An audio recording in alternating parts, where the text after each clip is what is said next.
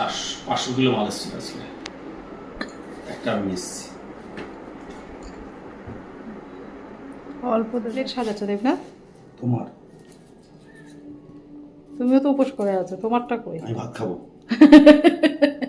উপোস করেছি, পুজো দিয়েছি, ভাত খেয়ে নেবো আবার কি? আমাকে বলেছে বলো না, বলে না যে সারাদিন উপোস করে থাক। কত দিচ্ছ, অত খেতে পারবো না।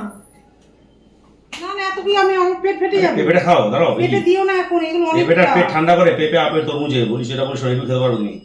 আস্তে আস্তে খাও না। আরে আস্তে আস্তে খেলে হবে না তো, আমার পেটটা যে, আমার শরীরটা বড় দেখলে কি তুমি মনে করো আমি বেশি খাই? হ্যাঁ, বেশি খাও তুমি। খেতে পারবো না। খাও না তুমি, জল না না, খেতে পারবো না আমি এখন। পারবে। আরে না গো, আমার সত্যি পেট ভরা, জল খেয়েছি না, আমার পেটটা ভরা। বাদ থেকে আমি খেয়ে নেবো টুকটাক। জল খোঁজে, বাদ থেকে জল দিয়ে রাখি আমি কাকে। গরম হয়ে যায়, জল দিয়ে লাভ নেই। জল করে কি বলো, খেতে পারবো না, জল খোঁজে কাকে। উপোসের পরে দেবনাথবাবু কিন্তু আমার জন্য প্লেটটা সুন্দর করে সাজিয়ে দিয়েছে, আর ও গেল এখন কাককে একটু তরমুজ দিতে। দেবনাথবাবু ভাত আর পনির। সাবু কিন্তু আমি ভিজিয়েছি, সাবু এইভাবেই থাকে, আমাদের সাবু একদম কেউ খেতেই চায় না।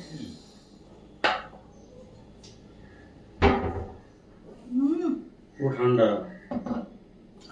এত ঠান্ডা কেন?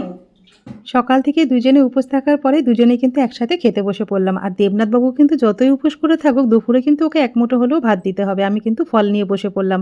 আর তোমরা নীল ষষ্ঠীর দিনকে কী খেয়েছো অবশ্যই কিন্তু কমেন্ট করে জানিও।